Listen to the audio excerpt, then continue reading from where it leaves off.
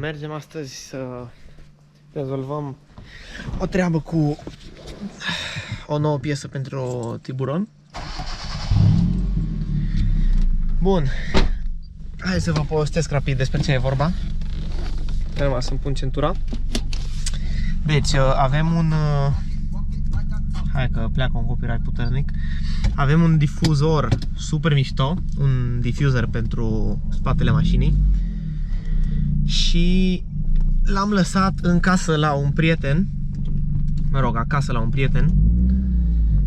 Și mergem acum până acolo, pentru că el trebuie să se ocupe de două chestii și acum o să ne ocupăm de a doua parte, cum ar veni. Difuzorul mi-a venit tăiat pe din două, din China, ca să fie mai ieftin transportul. Acum, chestia care e cu transportul. Dacă îmi venea întreg, ar fi fost foarte scump.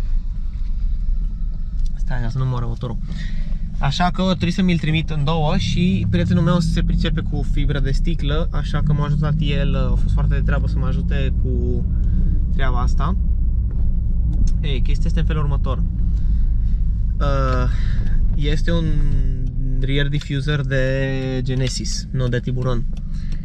Asta înseamnă că nu se potrivește perfect, nu e tocmai plug and play. Are nevoie de modificări. Ce mai trebuie să facem noi astăzi este să îl scurtăm în părți. O să vă las undeva o poză, poate, uite, mai așa, mai lângă mine. Ajunge aproape până la roți. E un pic prea lung difuzorul. Vine bine pe spate. Se montează ca lumea, o să arate cum trebuie, dar trebuie scurtat. Iar fiind fibră de sticlă, bineînțeles, după ce îl tai în fiecare parte, mai trebuie un pic să îl... Nu știu, e un proces anume, nu prea mă pricep eu. Trebuie după aia un pic închise tăieturile și așa mai departe. Și atunci, ce trebuie să facem astăzi este să îl punem pe mașină, așa doar orientativ, ca să putem să facem măsurătorile. Așa că ne vedem de acolo, în principiu. O și plouat acum un pic, e mai nașpa vremea. Și o să revin când suntem acolo și vă arăt și difuzorul și unde l-a pus împreună prietenul meu, Benny. Și ce trebuie să tăiem, o să vă arăt totul când ajungem acolo.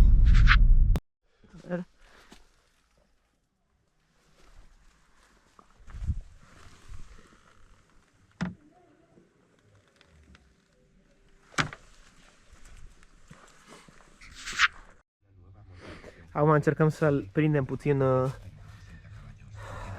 pe mașină ca să luăm niște măsurători, pentru că capeții sunt prea lungi. Chiar am și tăiat acum un pic din capeți, pentru că nu puteam nici măcar să luăm măsurile, fiindcă dădea în roată mult prea mult. Chiar așa acum ajunge la roată puțin, dar ceva mai ok decât înainte.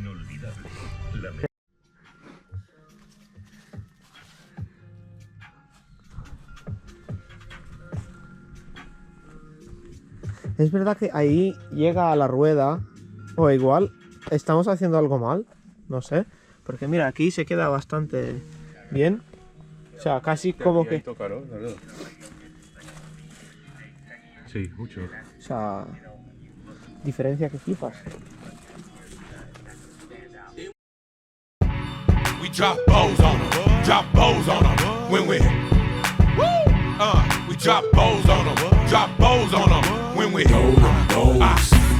we drop bows on them, drop bows on them, when we... we drop bows on them, drop bows on them, when we... Cadillac grills, Cadillac mills, check out the oil my Cadillac spills. Matter of fact, candy paint Cadillacs kill. So check out the holes my Cadillac fills. 20-inch wide, 20-inch high. Oh, don't you like my 20-inch ride? 20-inch thighs make 20-inch eyes. Hoping for American 20-inch pies. Pretty clothes, pretty toes. Oh, how I love these pretty high class, anything goes. Catch them in the club throwing pretty bows. Long John draws, Long John stalls. Anything make my Long John pause. Women on they cell making Long John calls. And if they like to juggle, get Long Johns. All my players in the house that can buy the bar on a 20-inch rims with the candy car. If you're a pimp and you know you don't love them pros when you get on the floor. All our women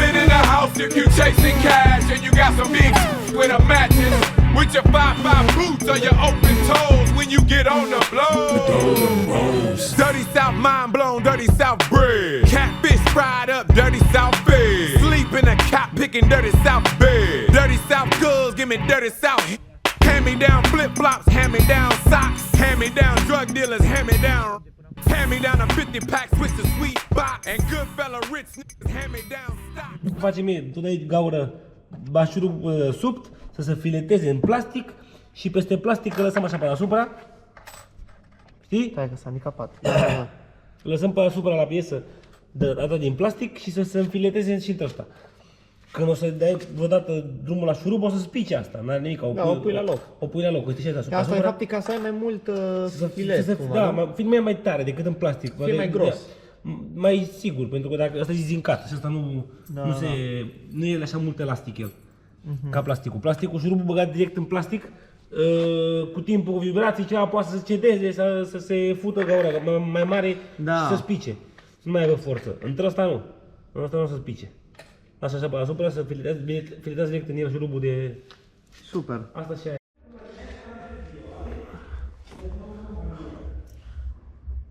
Aici am pus un șurub, aici alt șurub,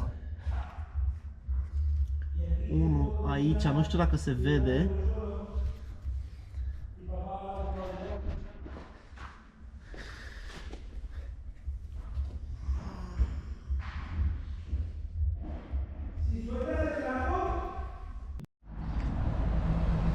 Bun, am reușit să montăm difuzorul. Am venit până aici într-o parcare că e lumina mai bună decât înăuntru în atelier, ca să vă arăt rezultatul final.